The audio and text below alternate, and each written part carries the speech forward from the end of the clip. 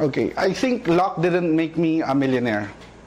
Back sometime 4 or 5 years ago, I was career hopping. I was going rounds na sa mga companies na where I think I would make a big difference. So when I started out working in 2001, right after graduation, 2001, I went with the really small companies. I had a chance to go to Intel or P&G, parang ganon. But they said evil daw si P&G. Anyway, sorry.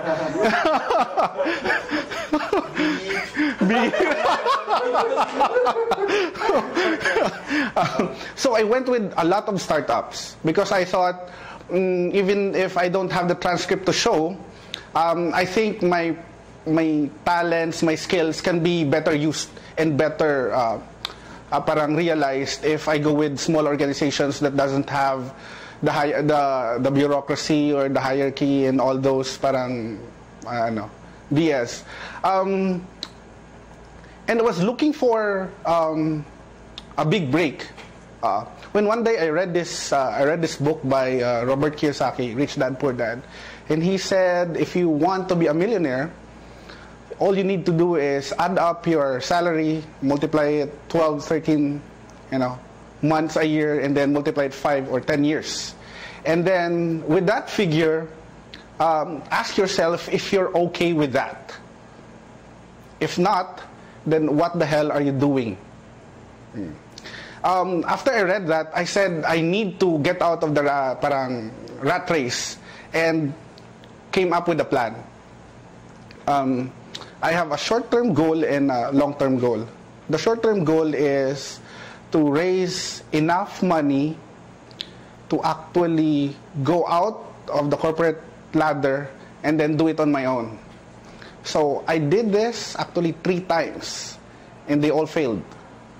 The first lasted me 4 months, the second lasted me 10 months, the third just over a year.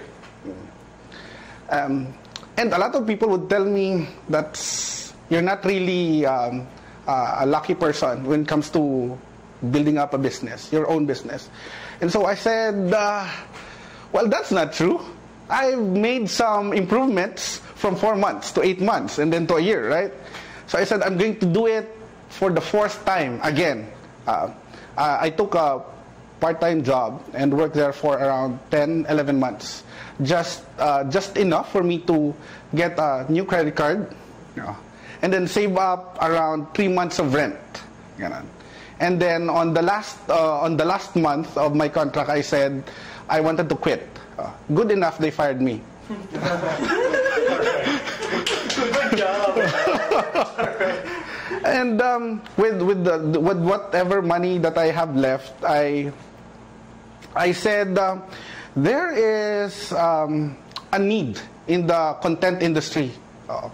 Every night I'd go online just past midnight and read the news. My favorite is Inquirer.net.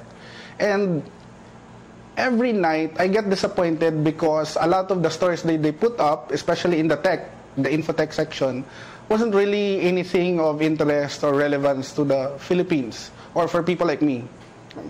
So I said, if they can't give it, might as well get something relevant somewhere. And I thought, why not me? So I write parang a short post on my blog saying, from now on, I'm going to do blogging full time. 6 months, I'll give myself 6 months to 12 months. So I got down, wrote all my finances, and then I realized I only have 4 months left. Medyo mahal yung rent ko eh. So I told my roommate, he said, are you willing to move out and look for a cheaper place? Because I have a deadline to meet, 6 months. And he said, okay, parang I'll just move out. To make matters worse, he moved out in 2 weeks, leaving me with the entire rent, the entire rent to pay for myself. No, so I said, kaya to, and I've done this a lot of times before. I was blogging around 30 minutes to an hour each day before, as in araw-araw talaga. Parang I think yun yung naging disiplina ko eh. Na just before sleeping or right after pagising, parang yun yung pag-toothbrush ko eh. So, when I had the whole time to myself, the first 3 months was sobrang nakakataranta because I was doing a countdown. In less than 4 months, I will pack up and go home. Maybe teach in the province and then call it quits. But I said, parang the more, in Ateneo, tinuruan tayo, the more pressure, the better the paperwork, di ba?